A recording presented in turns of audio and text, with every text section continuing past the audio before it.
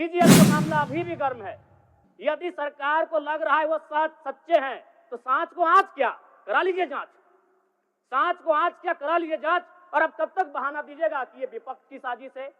विपक्ष के सारे पे छात्र सड़कों पे नहीं है, सपने टूट रहे हैं, सपने नेशनल नाबूद हो रहे हैं, इसीलिए छात्र सड़कों पर है। और याद रखिएगा, उनके सपनों के बीच कोई आएगा, पहाड़ आए, दरिया आए या चट्टान आए, छात्र टकराएंगे महोदय। मैं फिर कर रहे महोदय, मैं इसे एससी से आप स्कॉलरशिप का रूप दीजिए।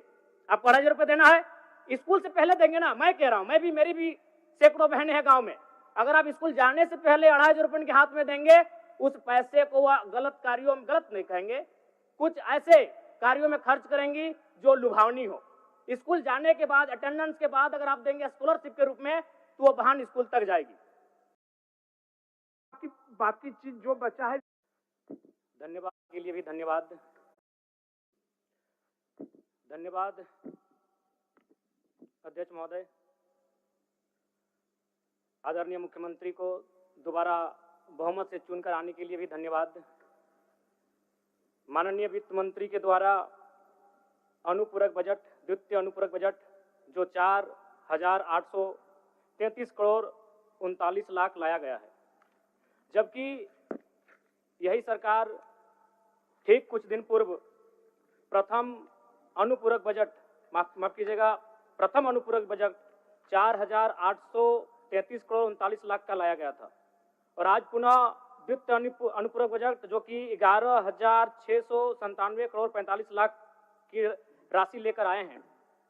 तो महोदय, जब पूर्व में हमारे पास जो निर्धारित राशि होती है और उन राशि को अगर हम खर्च नहीं कर पाते हैं, तो फिर ऐसे बजट का एक दिशा का होना और राज्य की दिशा का अलग होना कहीं ना कहीं, महोदय, बजट की सार्थकता तभी आम व्यक्ति को समझ में आएगी जब एक गांव का सबसे गरीब व्यक्ति, गंगवा की पत्नी गंगिया, अपनी गठरी में बाजार के बजट को रख पाएगी।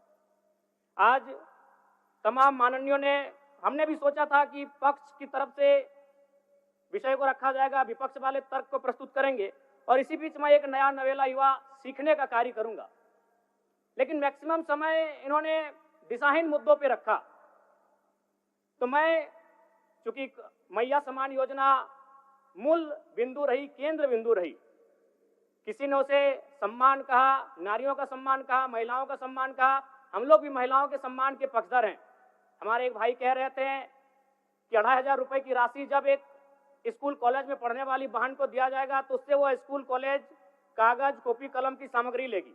मैं कहना चाहूंगा, अगर आप उसे स्कूल कॉलेज जाने से पहले अगर 2,500 रुपए देंगे तो उसे आप निकम्मा और आलसी बनाएंगे। यदि आपको उस राशि को देना है तो उसके स्कूल कॉलेज जाने के बाद दीजिए, स्कॉलरशिप के रूप में दीजिए।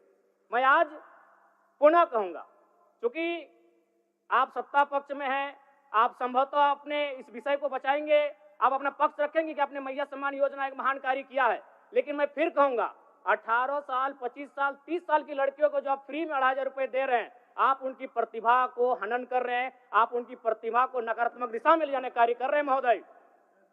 मैं इसे एससी से आप स्कॉलरशिप का रूप दीजिए। आपको 2,500 रुपए देना है, स्कूल से पहले देंगे ना। मैं कह रहा हूं, मेरी भी सैकड़ों बहनें हैं गांव में। अगर आप स्कूल जाने से पहले 2,500 रुपए उनके हाथ में देंगे, उस पैसे को वह गलत कार्यों में, गलत नहीं कहेंगे, कुछ ऐसे कार्यों में खर्च करेंगी जो लुभावनी हो। स्कूल जाने के बाद, अटेंडेंस के बाद अगर आप देंगे स्कॉलरशिप के रूप में, तो वो बहन स्कूल तक जाएगी। दूसरा सवाल और एक महत्वपूर्ण विषय महोदय। एक मिनट। माननीय सदस्यगण, सभा की सहमति हो तो सदन की कार्रवाई समाप्त होने तक समय बढ़ाई जाए। बोलिए, अब समाप्त करिए, बोलिए। महोदय, यदि वास्तव में मैया सम्मान की राशि 2,500 रुपए सम्मान है, तो मैं चाहूंगा हम लोग एक सार्थक दिशा में बढ़िया महोदय। आज जितने भी माननीय हैं उनको बस की सुविधा दी जाए, जितने भी माननीय हैं अपने घर से ट्रेन की सुविधा से सदन आए, जितने भी माननीय हैं वो अपना टीए भत्ता का त्याग करे, जितने भी माननीय हैं यह जांच हो कि उनके बच्चे सरकारी स्कूलों में पढ़ते हैं या गैर सरकारी स्कूलों में पढ़ते हैं, निजी स्कूलों में पढ़ते हैं, इस विषय का भी जांच हो। अगर उसमें अगर कसौटी में उतरते हैं, हम कहेंगे ये मैया सम्मान योजना है, और नहीं तो इसे केवल और केवल जिस सपने के साथ ये राज्य अलग हुआ था वो सपना कहीं ना कहीं अधूरा होगा महोदय। 2500 रुपया सम्मान की कसौटी नहीं होगा। सम्मान तभी होता है जब समानता से आता है। समानता है तभी सम्मान है। अगर समानता नहीं है महोदय तो किस सम्मान की आप बात करते हैं महोदय। मैं पुनः इस बीच कहना चाहूंगा महोदय, 30 सेकंड 45 सेकंड का समय चाहूंगा। आदरणीय परम श्रद्धेय, सीजीएल का मामला अभी भी गर्म है। यदि सरकार को लग रहा है वो सच्चे हैं तो सांच को आंच क्या करा लीजिए जांच। सांच को आंच क्या करा लीजिए जांच। और अब कब तक बहाना दीजिएगा कि ये विपक्ष की साजिश है। विपक्ष के सारे पे छात्र सड़कों पे नहीं है, सपने टूट रहे हैं, सपने नेशनल नाबूद हो रहे हैं, इसीलिए छात्र सड़कों पर है। और याद रखिएगा उनके सपनों के बीच कोई आएगा, पहाड़ आए, दरिया आए या चट्टान आए, छात्र टकराएंगे महोदय। मैं फिर कहूंगा यदि आप सच हैं तो सच को आंच क्या कराइए जांच, सीजीएल की जांच हो। मैं पुनः कहूंगा खतियान आधारित स्थानीय नीति, विस्थापन नीति पुनः समीक्षा करते हुए लागू कैसे हो उस दिशा में राज्य को बढ़ना चाहिए। और महत्वपूर्ण विषय महोदय मैं ये कहना चाहूंगा। हो गया माननीय जयराम कुमार जी, हो गया। धन्यवाद महोदय। सरकार के उत्तर।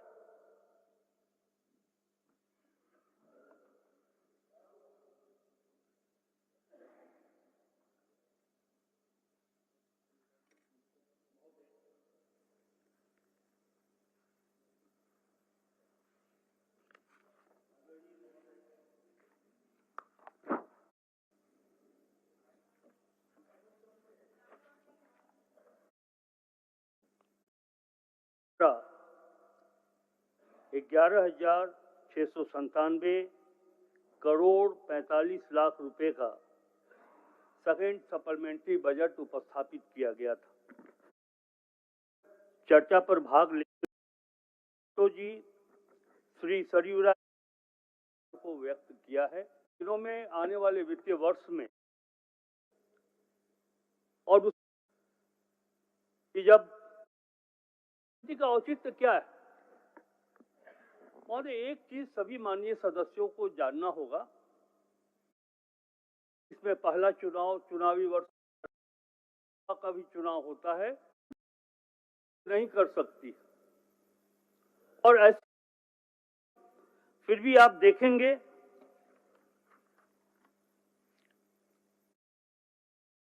₹795 खर्च के माध्यम से सदन को ये, और चुनावी वर्ष होने के बाद भी राज्य सरकार ने कुशल वित्तीय प्रबंधन के कारण लगभग 42% रेवेन्यू का सृजन किया। ये एक बहुत बड़ी उपलब्धि की बात है। ये प्रदर्शित करता है राज्य सरकार का जो फाइनेंशियल मैनेजमेंट से क्यों आएंगे, सरकार के को जनता के हित में लगाएं। और जवाब दे रहा हूं, आप मैया समाज को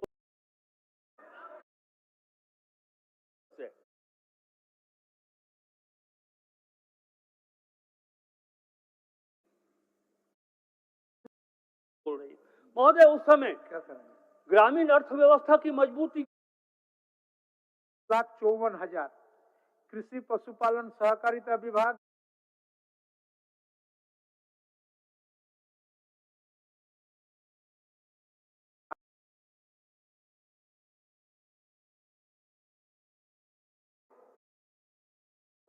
लेकिन वो समय पाल महोदय जी का अभिभाषण सुना और आज उसी के पक्ष पे सरकार की तरफ से मुझे आपने वक्त दिया अपने कुछ शब्द बोलने के लिए, जिसके लिए मैं आभार प्रकट करना चाहती हूँ।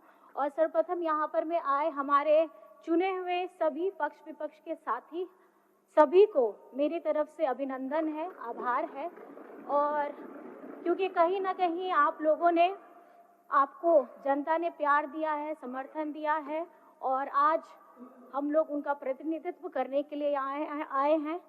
और मैं आपको सिर्फ इतना बताना चाहूँगी कि आदरणीय महामहिम जी ने जो अभिभाषण दिया, उन अभिभाषण से ये हमारे सरकार की कार्य करने की शक्ति, उनकी इच्छा शक्ति, जिस तरीके से वो राज्य को अपनी सरकार से और अपने योजनाओं के तहत उनको अपनी जिम्मेदारी निभा करके उनको खुशहाली देने का काम करने वाली है, यही अभिभाषण में लिखा गया है, जिसका हम अपनी तरफ से बहुत बहुत धन्यवाद करते हैं, क्योंकि